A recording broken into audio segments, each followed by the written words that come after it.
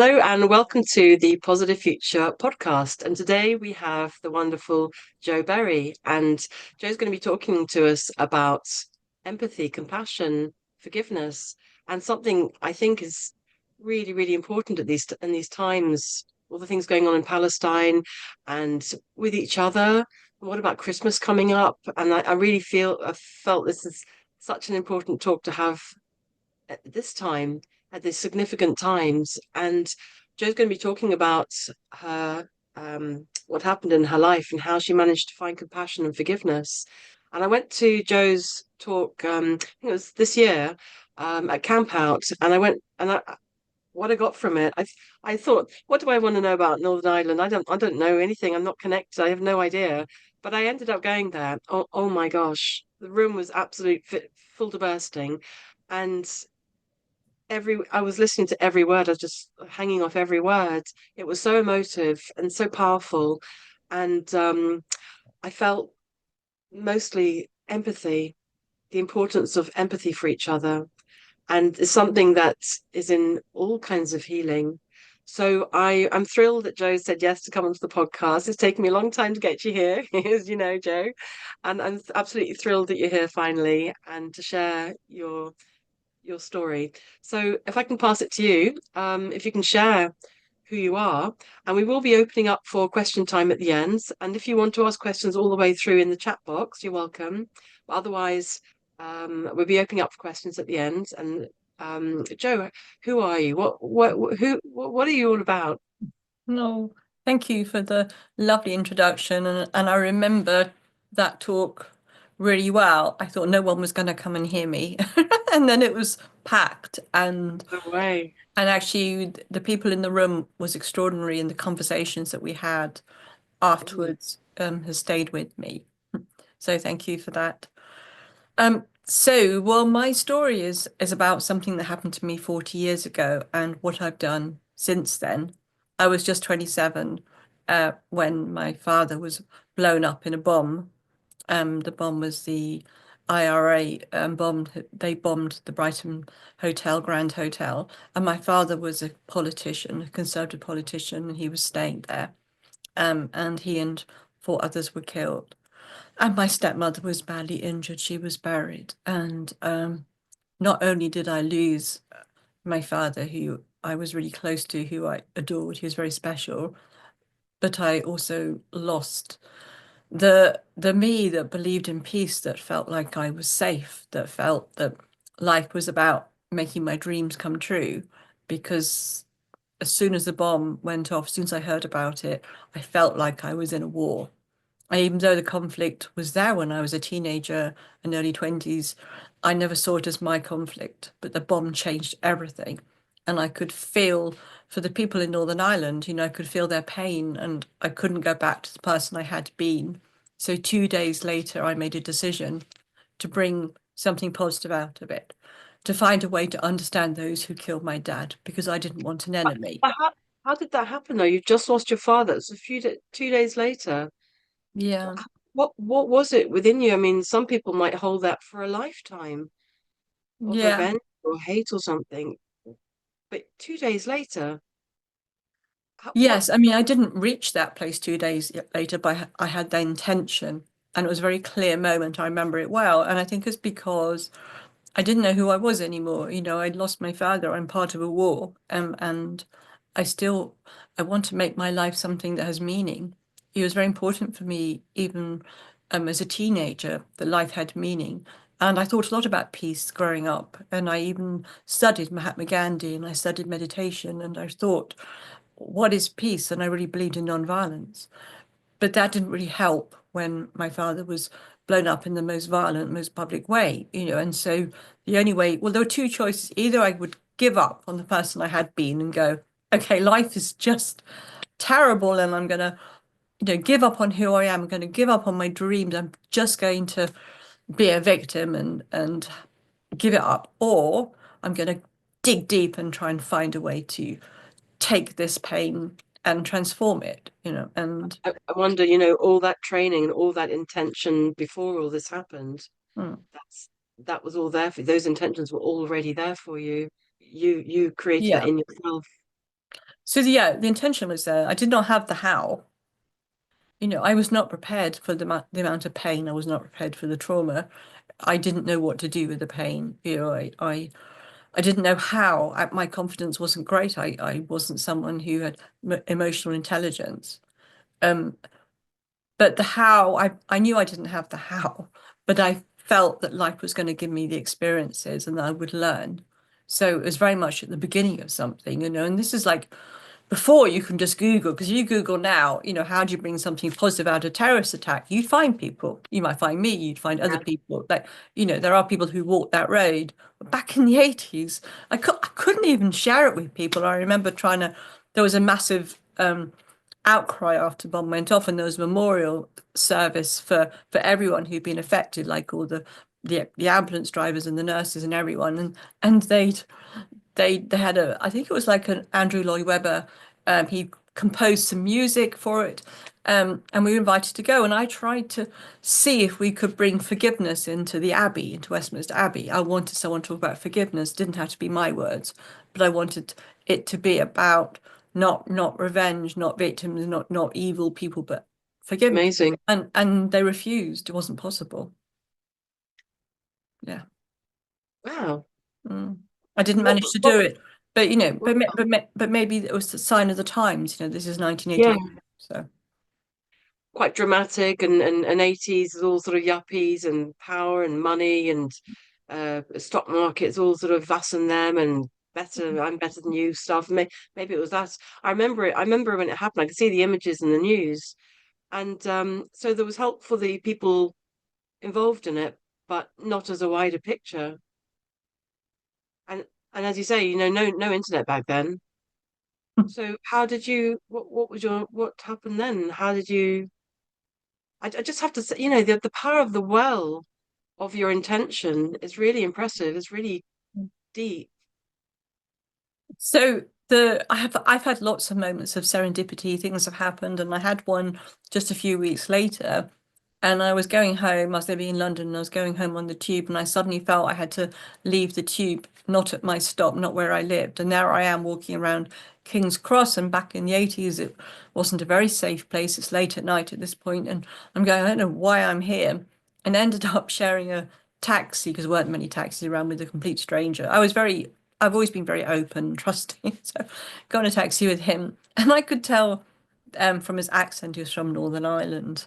So I said to him, "This is a really odd question, but my father's just been blown up by the IRA, and I'm really wanting to understand, why would someone join the IRA, and what do you know? Do you know anything about it?"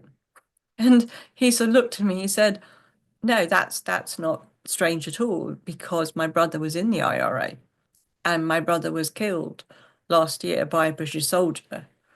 Um, and so there we were, representing two sides. This is the height of the conflict. We should be enemies. Like, his people killed my dad, my people killed his brother. And yet we weren't enemies. We were talking about a world where peace was possible. We were talking about a world where nobody killed, nobody got killed. And I remember leaving that taxi thinking, I can build a bridge across the divide. And even though no one knows, I know. And that gave me a sense of, like, a way through all of this, building a bridge. It was so powerful. And I do believe if I hadn't met him, I wouldn't have had that direction. Amazing. I've never So met him since. I don't know who he was, but I'm super grateful. it's amazing. And Yeah. when I was thinking about, was putting your page together and the sign up page, it's funny how things connect and relate. And it seems to be I suddenly was surrounded by Irish people, Northern Irish people all over the place, and I was just clocking it, and I didn't speak like you did. It wasn't a big moment like yours, but it's funny how like attracts like in life. And Yeah. so because that's something you offer, isn't it? The building bridges. What's your work? Is that your workshops? It's So building my bridges. charity is called Building Bridges for Peace, Right. which came right back from, 84. Um, So during 85 and 86, I traveled a lot to Northern Ireland, and I was building bridges, meeting people, and it was a very transformative time. I gave my first talk in 85, Wow. And it was extraordinary to find that people there, like they really cared about what I was saying, like they wanted it. It was unusual for them to have someone from England to come and say, I'm really, I care about everyone's pain and I want to make a difference and I believe in forgiveness. In those days, I would just say very easily, I believe in forgiveness. These days it's far more complicated. But it was a very special time. I met someone high up in Sinn Féin, which is the political wing of the IRA. It was all done in secret. I got letters from people in prison. It was extraordinary, but it was also difficult because we hadn't had the peace process. Like I still represented the other, even though I was there to build bridges, and it was a very different place to London. The British tanks, the soldiers, bombs going off. It was very, and I hadn't yet dealt with my trauma at all, so it was difficult. But then we had the peace process, and that changed everything for me. The peace process But was in sorry, sorry 98. to, sorry to interrupt you. Just coming back to what was that thing? What was that thread that said, "No, this I'm on the right track. That what you're doing is right." That's I think that's so significant, so important because there was no peace process yet, and there was that, as you said. But what was that in you that said, didn't say no? So I've just stop this. This is crazy. It's not going to work. There's something in there. There's some deep river in you, isn't there? Seems like. Yeah, I was following a deep impulse and like it wasn't like a straight road. I went to very blind alleyways and went to places that were very Mm. dark and difficult, and hasn't been a straight line, hasn't been easy. There were some years where I really couldn't do anything at all. But looking back on it, I where I am now, and I'm grateful for all of it. And like maybe I could have done it quicker, all of it, but I think I was always like doing my best and learning, and I was very wounded, and I didn't know I was wounded as well. But the intention to make a difference was always there. And when the peace process came, that that was extraordinary for two reasons. Well, three reasons. One, that a lot of the killing stopped, and like my heart could settle a bit because it was just anytime anyone was hurt or killed, I felt it. And that could stop. And secondly, the first time that people who lived in, like not a lot of people, but some people in England were affected because we've had several bombs over here in Yeah. England. And there was no, like, chances are you wouldn't know anyone else who'd been affected because everyone just lives all over the place. There wasn't like a support group, there was nothing. And so the first time people in England were invited to go to a residential in Ireland, in the Republic of Ireland, to meet other people being affected. And that was to meet other people who felt like I did was absolutely extraordinary. Such a bonding experience. And then the third thing was that the man who'd killed my dad, I think there were three people who were involved in planting the bomb, but only one was caught, which was Patrick McGee. And he came out of prison in 99. And that's when I thought actually I'd like to build a bridge with him when he came Wow. out of prison. So Wow. And you've had that thought, that feeling, that will, and you committed yourself to it, and that was it. well, yeah, I mean, it wasn't easy meeting him. I kept on hearing, so it took 18 months. But I kept on hearing that he didn't want to meet me, wasn't going to happen. But I carried on thinking, well, if it's meant to be, it's going to happen. And I wrote a poem for him Amazing. called Bridges Can Be Built, and I shared it at a peace conference in May 2000. Wow. And someone was there, and a bit later, about June 2000, someone who was there said, leave it with me. I can arrange a meeting with Patrick McGee. And he did. He did. And that Wow. happened in November. I mean, it's 24 years ago. Amazing. And you're saying, I remember in your last talk, the one that I came to, that as you said, people saying he doesn't want to talk, he doesn't want to talk. It's never going to happen. But then you said you discovered that it wasn't him that was saying it. It was Yeah. Yeah, the well barrier remembered. people. Yeah, people said yeah. People told me he said he didn't want to meet me and he always said yes. And looking back on it, I think it's because it was so early on in the peace process and he's high profile. Like, he's probably one of the most dehumanized terrorists we had at that time, because this is before 9/11, because he almost killed the British government. And look what we do to Guy Fawkes, he didn't even get there. So like there was a lot of resistance. And I remember once a mediator spending time with me, asking me lots of questions, and he didn't think I was ready. And people didn't think it was right for him. So there were like all these gatekeepers, and no one would take it on. No one, like, I do restorative justice and these days, and I facilitate a lot of really difficult people coming together after homicide and murder. But there was nothing like that. There was no one I could go to and say, can you take this case on? Can you help me to do this? And I think I'm just someone who's just really, really determined. So when it did happen, it kind of broke all the rules, of how to do these meetings, because I literally got the phone call one Friday morning to that I could meet him in Dublin that night, and I traveled to Dublin on my own, terrified. There's no one there to give me support. There's no one there to sort of help with the preparation. And it was scary. It was like really, really scary, because it was like all these years of not wanting to blame him, but I'm going to be looking into his eyes like, am I going to regret this? Is this betraying my father? What am I going to feel? And even a question like, what's going to happen tomorrow? Because like all the years, you sort of climbing a mountain, and maybe the peak of it was like building a bridge of Patrick McGee, and I didn't know what would happen the day after. And yet, Absolutely I was extraordinary. determined. Sorry. Absolutely extraordinary. And facing your nemesis, isn't it? And as you said, your father, all these feelings coming up. Yes. Amazing. So Yes. And yeah. So how did it go? well, it was very different to how I imagined it. So I imagined that, so no one knew I was going. I hadn't told my family and friends, just going. And I imagined I'd meet him. And I had met other men who'd been in the IRA, ex-combatants, ex-prisoners, and I knew the kind of mindset he'd come with. So I was prepared for that. And I thought he'd come with a sense of, for them, it's like, it's political. They don't see themselves as terrorists. They see themselves as like almost like soldiers. They're on their mission and they've got their reasons.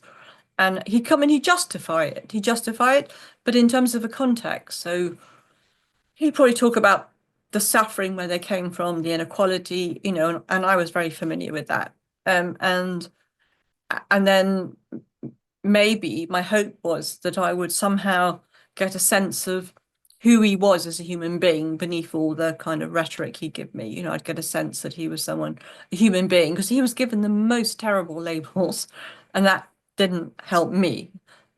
So I'd see him as a human being, see some humanity, and then I would leave, and no one would ever know, and I wouldn't see him again. That was my plan.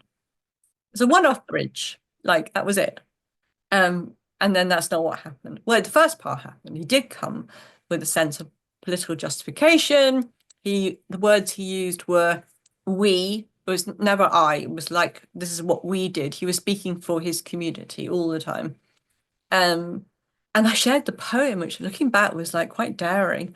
Um, Bridges Can Be Built. I shared it with him. And there's a line in there about meeting him. And I could tell he was a little bit kind of like, he said to me, how did you write that before you met me? Because it's about me. Like he really identified with the poem. And I could tell he was sort of a little bit kind of shaken by that. But that's the point when I thought, okay, I've gone as far as I can. This is difficult. He's actually sitting here justifying killing my father, because for him it's a good strategy that worked. Because eventually they got the peace process. And I thought, I don't need to ever see him again. But what I got from this is that he's someone who he cares. He cares deeply for his community. And I saw that in his eyes. I saw that in his face. So I've got what I need. He's no longer this dehumanized, evil person that I've been told about. He's a real human being with a story.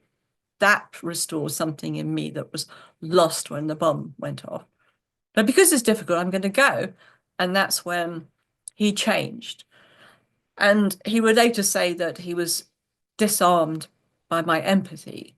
But it was a moment where he moved from saying, we did this, and he went to I, and he said, I don't know who I am anymore.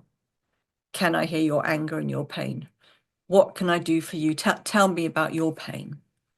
And so his journey started, and his journey um, was one in which he was starting with me. And it was an extraordinary moment. I think part of me was thinking, actually this is too much. I'm just going to go now. It's too terrifying, too scary. And another part of me was like, okay, this is what I imagined, but I'm also going to stay because this is worthwhile.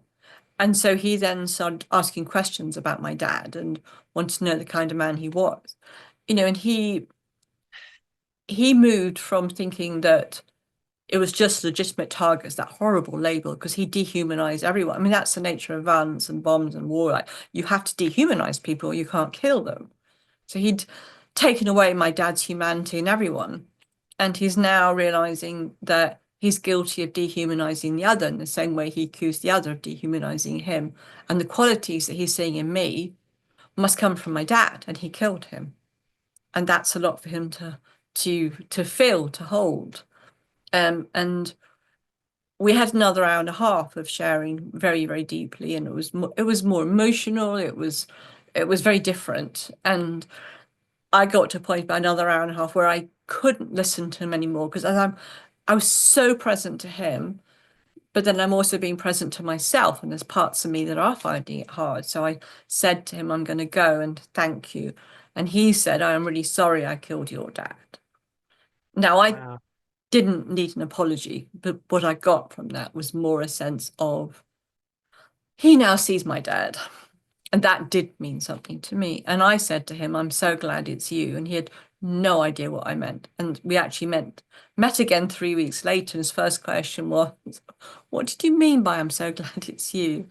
And I said, I'm not sure. I said, I think I am, I couldn't have predicted that you would open up and be vulnerable with me and start Yeah. your journey, and I'm grateful for that because I don't think many would, and actually 24 years later, I still feel that gratitude to him because the courage that for his journey, I think is actually harder than mine, and he's still there. We've been together, twice in October for the 40th anniversary. We had an event in London, an event in Belfast, and it's been 24 years of transformative dialogue, like I didn't meet him to change him. I met him to change and heal myself. Extraordinary. And it's extraordinary. And you didn't expect anything, but you went in with an intention that to understand him, wasn't it? And to see him as a human being in some way. And then you got so much more. What made you go forward to share and teach other people? What was that transition? Because it was very in such a big time, that moment meeting. But then Mm. you met 3 weeks later. Did you start sort of talking about we've got to share this, or how did that figure? So How the did that? second meeting, my friend Anne, whose house it was, invited an amazing man to come and film it purely for a reconciliation project in Belfast, never to go public. Like we were never ever going to go public. We both felt that this is never going to public arena. So when Michael arrived, I said that to him, yeah, do film it, but like this can't go public. And Never he's going to go public. yeah, and he's very much in my life now.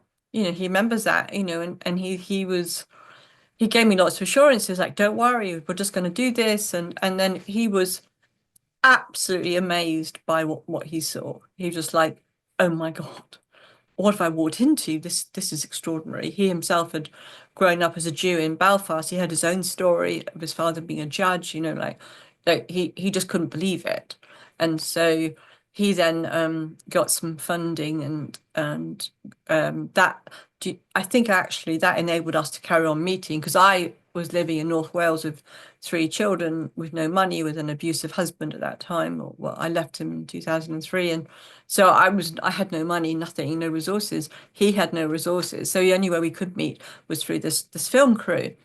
And they became our friends. And Michael Appleton, he also was a little bit like a therapist and a coach, and he was everything. And like without him, it wouldn't have happened. And no, one day I rang him up and said, I can't do this. You've got to find someone else. I can't carry on. It's too difficult. And he said, like, well, Joe, there isn't anyone else, like there is only you, and I believe in you, and I know you can do it. And he sort of helped me through different challenges I had. There were so many challenges, like even write it, like even 2 weeks before it went on the BBC, there was like Patrick McGee refused to sign the contract, and Michael rang me up and said, "Joe, please, I can't do this. Can you help?" And and like it was one of those things that it was a miracle that a year later it was a documentary, and that was 2001 in December, and it went out there, and I obviously at that point had to tell my family, but I waited till November. In fact, no, I think I waited till December because it was so difficult, the sense of got to tell my siblings, my stepmother who was buried, like I got to say, not only have I met this man, but we're going to be on the TV. It was really big. And the way that Wow. I did it was thinking, if this helps one person, like I didn't have much ambition at that point, if this documentary helps one person, it's worth it. Because this is Yeah. not about the past, this is about changing the future. And with that tiny little bit of confidence, I went on and did it. And as soon as it gone out, then people started writing to me, and it made a huge impact and impression. And that the next year, I think Patrick and I gave a few talks together, and then it just sort of grew and grew, um, until it got to a point where I felt like I need to create my own charity, and but it sort of was very organic, it was very word of mouth. Oh, you know, I, beautiful. I've occasionally got funding to do a project, but it's usually just people invite me, and and it's been growing. I just find this extraordinary, Joe, and I feel like you've got this sort of inner sort of deep peace root within you, and it's Mm, just coming through in your story and how it all panned out. And I'd like to think, that awful event with your father, it's almost brought all of this out mm, onto a world stage, and something so important for every human being in this world, because mm. it's not easy. And even No. just being not. I mean, what can I say? I haven't been through what you've been through, but I see it in your story. But you've got this lovely, deep, some kind of deep river of peace, of Mm, root coming through you. It feels like when I listen to you, because even I mean, every time you wobbled, you come up with a intention and a mm, setting of attention tensions. When you're trying to tell the family or not, and mm. then something brought you through every time when you met him. Every time, I find that really magical. So you started your charity. What was the documentary called on the BBC? Facing the enemy.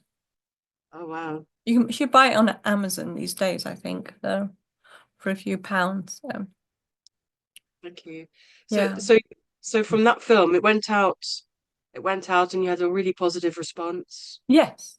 Um, and it was sharing your story between each other, then sharing what happened, like you're talking now, then, but with him here as well.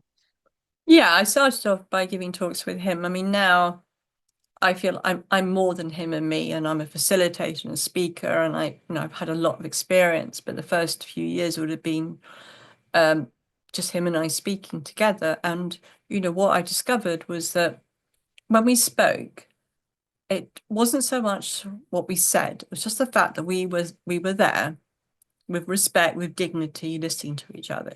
That impacted people.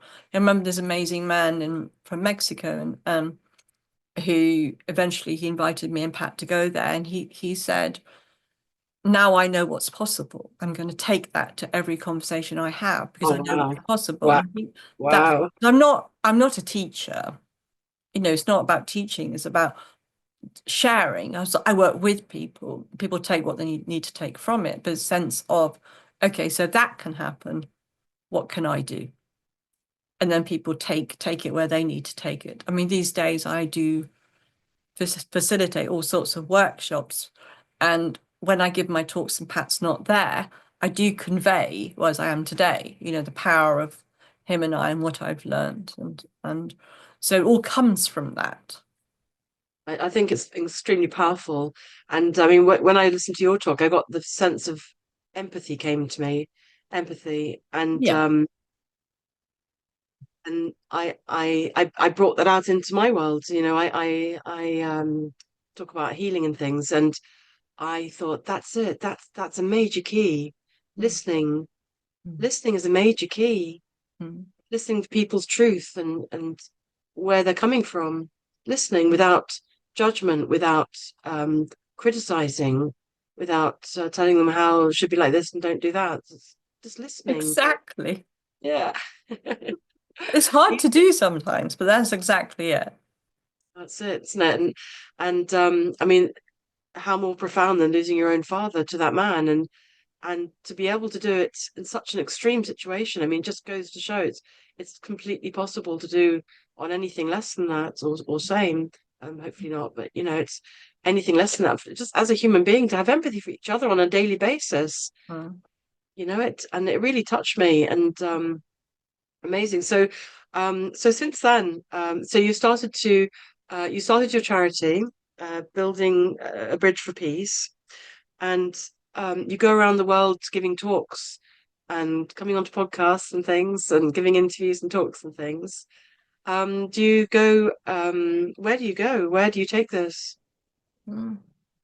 Well, over the last 24 years, I've been to Palestine, Israel, Lebanon, India, Mexico, the States, Australia, Rwanda, um, South Korea, all over Europe, Bosnia, like Kosovo, Cyprus, Spain, Austria, Switzerland, like all just many, many Every different countries, and a lot in this country and also in Ireland.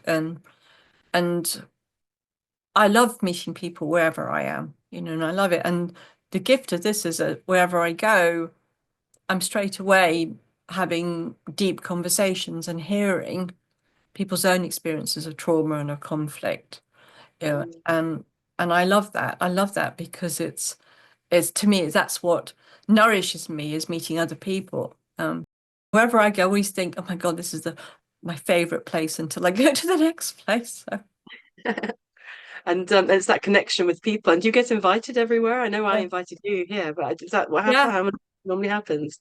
I yeah. think something so profound. It's something deep within us, and something that maybe we forget sometimes. And it's 9 to 5, and just got to pay the bills, and or in war zones. I can't imagine. I don't want to imagine. It's. I think this seems to be a gel. Seems to be. Mm, It is a bridge for peace, isn't it? How did you get on? I mean, there's so much going on in Palestine, as you probably know at the moment. I mean, what was mm. that like when you went to Palestine? They're I they're right was, in the middle of it, aren't they?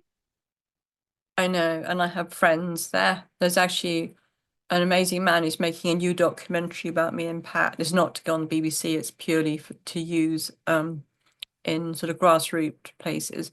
And he's from Gaza. His whole family are there, or some of them are no longer there, but that's where he's come from. So I mean, like, Well, yeah, the do let me know, pain. the name when it comes out, because I'll definitely share it. Okay, well, thank you. This is so So valuable. I went there and as an invitation for people who was made as an amazing group called the Parent Circle Family Forum. In fact, right now, it'd be good if anyone's listening and wants to support the people who feel like we do there, who are building bridges. Mm. And they are Palestinians and Israelis who've been bereaved from each other's side, who've been working together to build empathy, to build bridges, to build that connection, to see each other's humanity. And they are astounding. They are inspirational people. And What was it called again? What was it called again? parents, Parent Circle Family Forum. I mean, there's many amazing organizations, but they're right now still committed to this. And obviously they've got more and more people joining them. So they invited us. There's another group called Combatants for Peace that invited us. And I remember the first time that we spoke, there's a place in Jerusalem which is known, I'm not sure if it's still true, but back then, it's about 12 years ago, it was known for a place where Palestinians and Israelis could meet. And as I was waiting for people to come, the Palestinians were late because they had to go through all the army checks, and they they were brutalized coming. They had a difficult time, as they arrived. They were all frustrated and angry, and and I started, what am I doing here with Pat? Like, why are we? How can we like contribute? What is it? And I really doubted myself.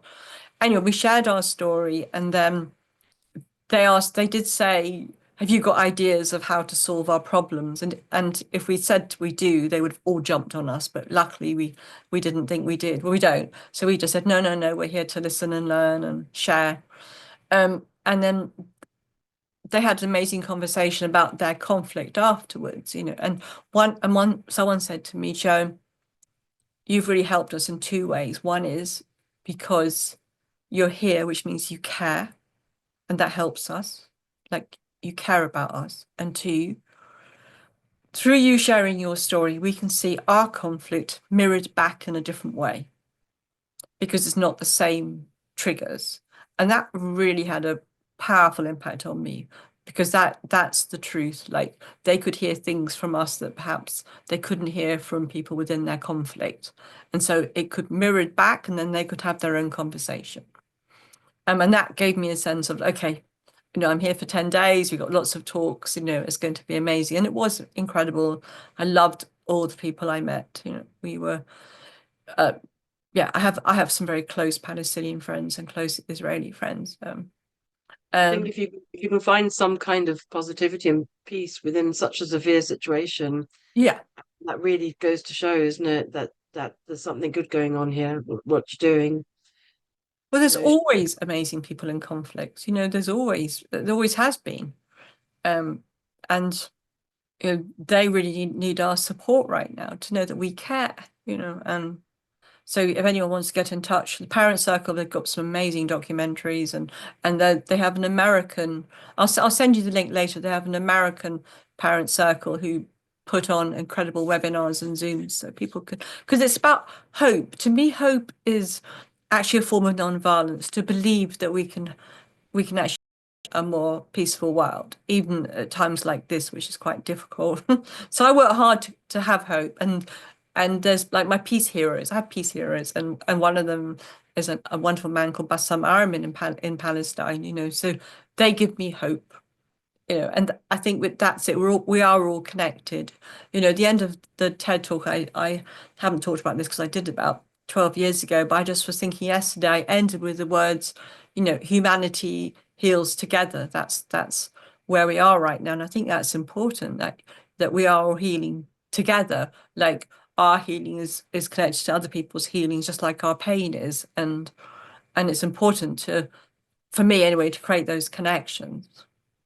and I think that's a natural sort of human part of it, isn't it? I mean, in conflict, you can get into politics and us and them. Us and them, the division can be extreme and severe, as we know, but we're still all Yeah. human, every one of us, and we all have the same feelings.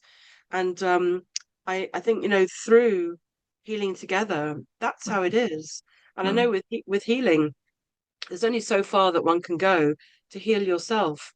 You have to bear witness to somebody else. You have to have someone bear witness Mm. to listen, to be heard.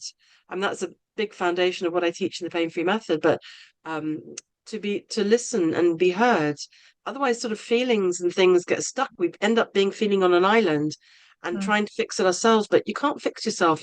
A bike can't fix itself. We need interaction. We need with humans. We need each other. We're social animal creatures, and we need each other. And I think Yeah. exactly humanity heals together. I think that's Mm. and you've discovered that too.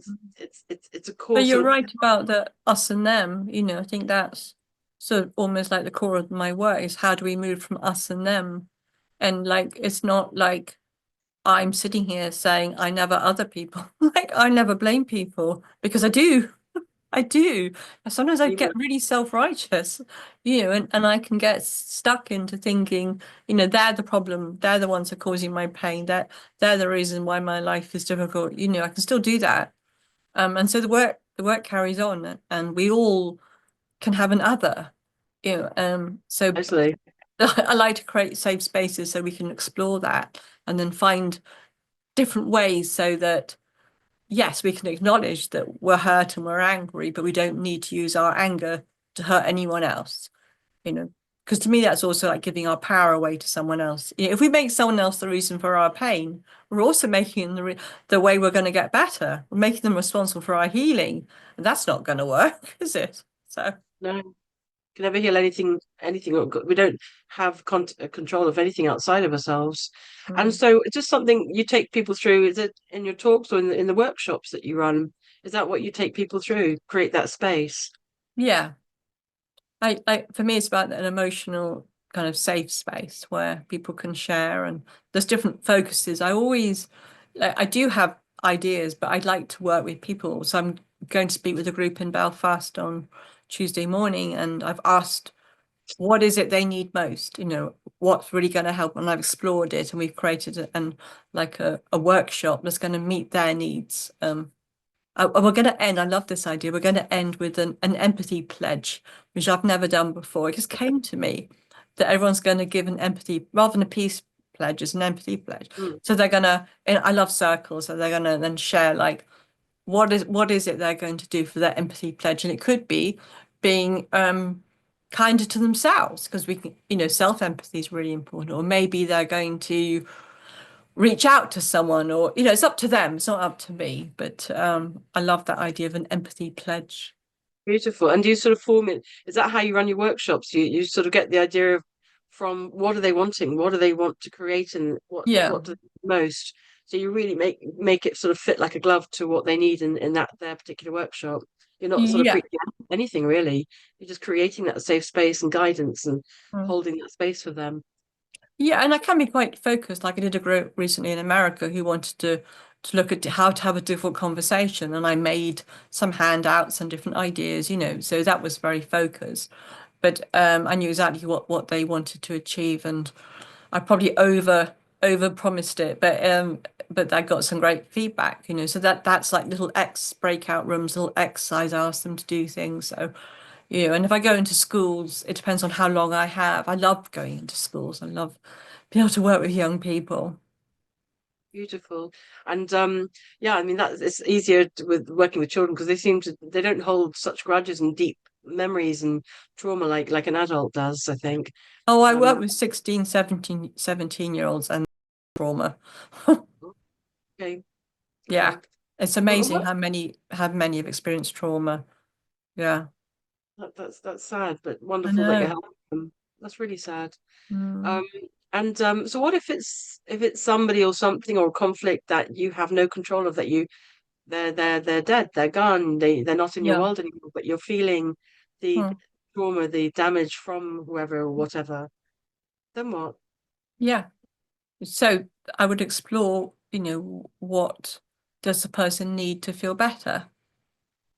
And I'd talk about how that the best question we can ask ourselves is, what do I need right now? You know, and if people can't build a bridge because the person's not there, or let's say I didn't know who killed my dad, which could be true, lots of people don't know, it doesn't matter because the work is inside us. So what story are you telling yourself? So the person perhaps was hurt by someone who's no longer alive. Are they making that person responsible for their pain? And I would ask them, is that really helping you feel better? How does that make you feel? And for me, it's about creating a space so they get the insights they need rather than me tell them, like, You're sort of nudging it out of them yeah, and to exploring feel it. around, And exploring not what's going not on. judging, because if someone's holding on to like a huge pain and have, for 50 years have held on to it, there's a reason why, there's a reason why. And like we're all doing our best. Like, I mean, it's really difficult being a human being in this world, and we're all doing our best. Exactly, it's harsh. It's harsh, and that's amazing. So this is what you do with the groups or individuals, and so we're Yeah. just about to open up to question time. If who's watching would like to ask any questions, get your questions ready. Um, and so you go around the world doing different talks to different countries and different kind of people, and then you run the workshops. Are the workshops like a regular thing somewhere you do? Every week I do something different. So Okay. yeah. So So is it something that say if somebody or I wanted to come to your workshop, would I just get in contact with you and say, when's your next one or something? Yes, yes, definitely. So there's Okay. nothing, no, I'm not planning to do any online at the moment, but I mean, if people wanted me to, then I would. Okay. Then I would. And I've been invited to do workshops in different organizations, but that's for those organizations. I'm not doing any public ones. Occasionally do them where I live, but obviously people live all over the place. But I would yeah, definitely be up this year, no, next year to do some online if there was the okay. interest. I might think about that in Amazing. Well, January. okay, I'll put that note on the replay page. Mm. And presently, so whereabouts do you live? If you did organise something near you, where are you? I'm in Somerset. Somerset. Beautiful. Okay. And for people to get in contact with you, then I'm going to when I give out this replay, I'll put your website with him. Yes, no, do, and people are very, very welcome to contact me, and I do like one-to-one, and I can also do workshops. So what I haven't said before we open up to questions was that for the anniversary this year, so a big one, the 40th anniversary, I decided rather than just like one event to mark it, it's a whole year. So the whole year I want to spread as much empathy and kindness and love into the world. And that was my plan. And so far it's gone really well.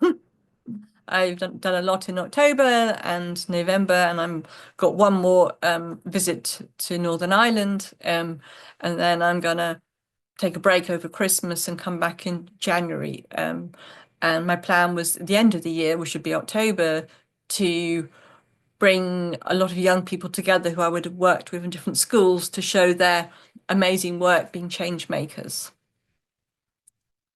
So yeah, I'd love to answer any questions or any comments.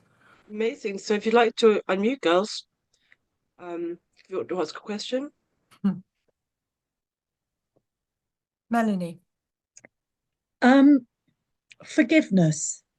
Mm. I wonder what your take and experience of forgiveness is in this process. Great question. Great you're here, Melanie. So forgiveness is something that is no longer like important to me. It used to be when I was younger, but now I see that what's more important is giving up revenge and understanding and empathy. And I think forgiveness can give people pressure that they have to forgive in order to move on. And for them, that might mean they shouldn't be angry. There's lots of shoulds around it with forgiveness. And also, I think we can forgive people and still keep them as less than us, but because we're so generous, we can forgive them, but we can still think that they're bad people. So what I'm more interested in getting to a place where we don't even need to forgive because we've got that understanding of what people have done. And whatever forgiveness is, it's got to be difficult and messy, and some days there's anger and some days there's not. Like some people just get to a point of forgiveness and it's beautiful and it's amazing. Most of us have to work at this. It's like hard work. And I'm not sure forgiveness conveys all of that. Hmm. What do you think, Melanie? Um, I agree with what you just said, actually.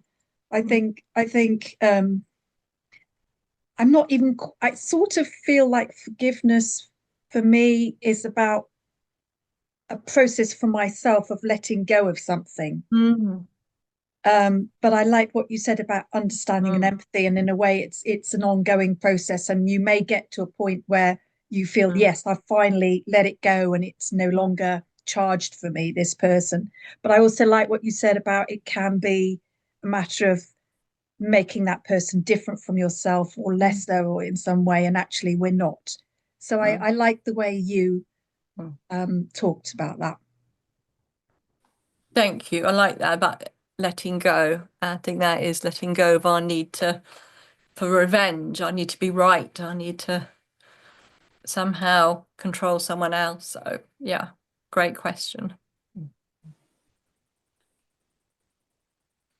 Carol, did you want to speak? Yes, I was just going to say, Jo, what an incredible human being you are. Oh, thank you.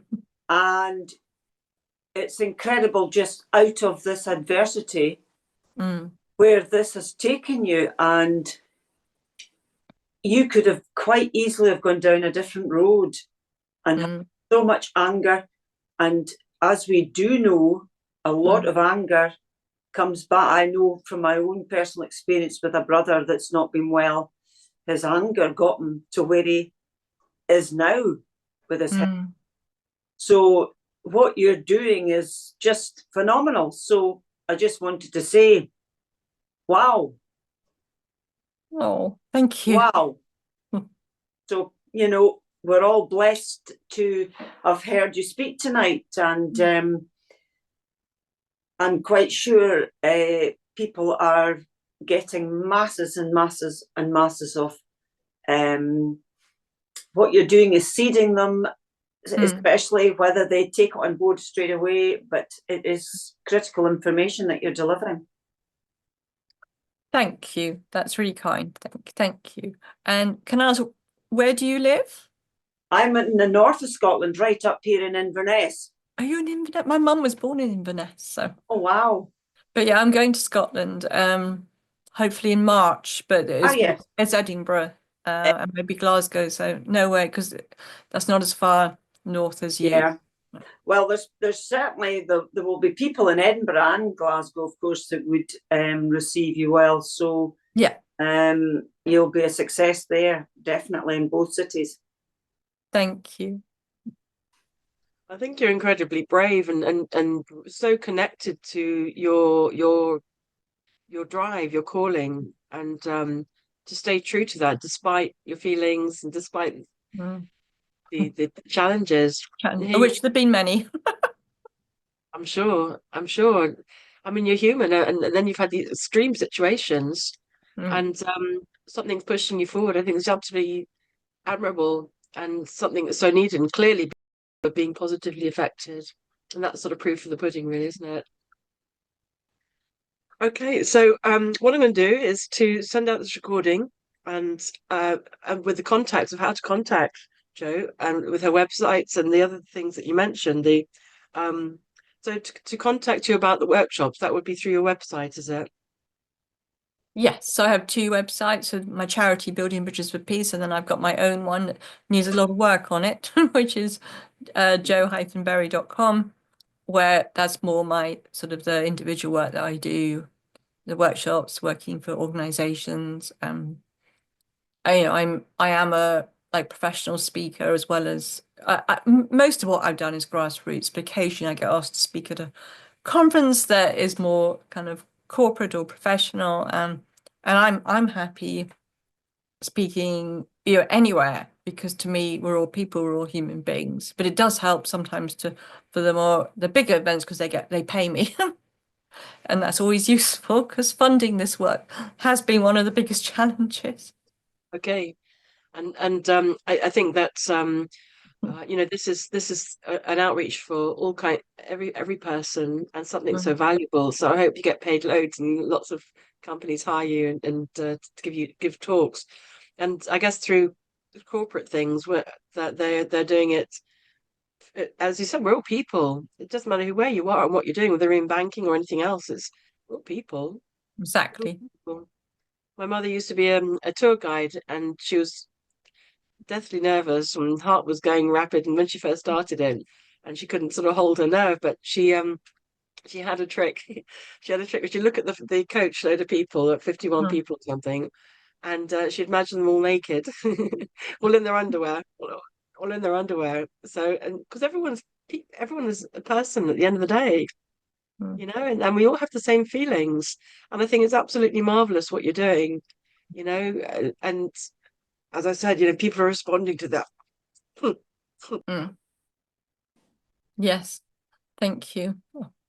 It's that time of the year, isn't it, for cold? So, well, I've loved, speaking and sharing. And if anyone wants to get in touch, I've also got space for this coming year to looking for more opportunities So if anyone wants to get in touch, like if they've got an idea where I could speak, where I could do a workshop, you know, someone just wrote to me today and said, can you come and do this? And I have capacity, which is wonderful. You know, some people are like busy for like 6 months, but you know, at the moment in February, it's completely clear. It won't be when I get to February. That's the thing. I get so busy, you know? And do you know what? I'm really learning how now at this age of 67 to take more care of myself. You know, I need to like make sure I don't do things back to back, and that I still probably do a bit too much, but it's okay. But like to take rest and to pace myself, and I do masses of self-care. Like I'm really into, I go to the gym and do Pilates and walks in nature. Like I have to really feed myself and nourish myself, and that's like, so this is sustainable. Otherwise, you know, it's not, it doesn't work anymore. I used to be able to go here, there, and everywhere, and like it does. Yeah, these days it's more like, okay, if I go and do something, then I'm going to need a few days to recover.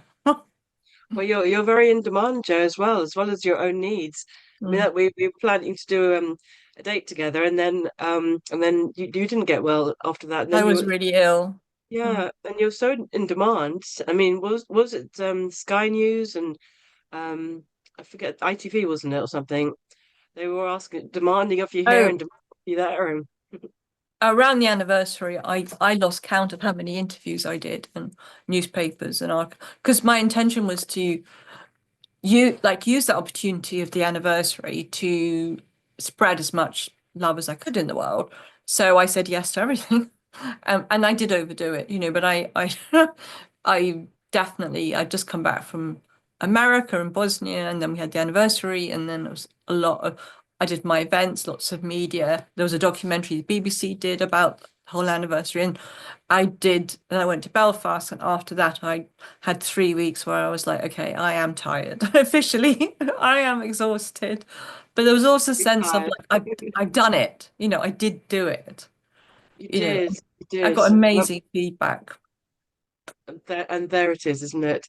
Spreading the word of empathy, forgiveness, compassion. And I Oh, think it's absolutely enriching and beautiful. It is a bridge. It's a bridge between all of us. So yeah, so Joe, let's bring it to the end then. And Joe, that was extraordinary. And it's so grounded. You're so grounded, and it's just life, isn't it? Or not, hopefully not for everybody like that, but it's life and mm. human nature, how we go through things, Yeah. and absolutely amazing what you're sharing in the world today. Mm. So thank you Thank so much, you. everybody. Thank you so much. Thank you so much for coming onto my podcast and to share your story again. And thank you so much for everybody who's joining us tonight and who's watching the replay. And Joe, and I'd love to leave the last word to you. Put you on the spot. Would you like to say some word or some point or something for people to think about going away from this, to take forward in lives? Mm. Have I given you enough time to think about something? Yeah, well, I think what I want to say is to be gentle with ourselves, you know, like especially in these hard times, the importance of being really kind to ourselves as well as to other people. And any of us that want to make a difference in the world right now, it's difficult. It's difficult. We need support. We need to take care of ourselves. You know, and that's like so important to be kind and give ourselves that empathy, because we do deserve it, you know, and it always starts with ourselves. So, and I want to just send my support and love for everyone that's listening to this. Amazing, absolutely beautiful. Thank you so much, Joe, and thank you for everybody taking part.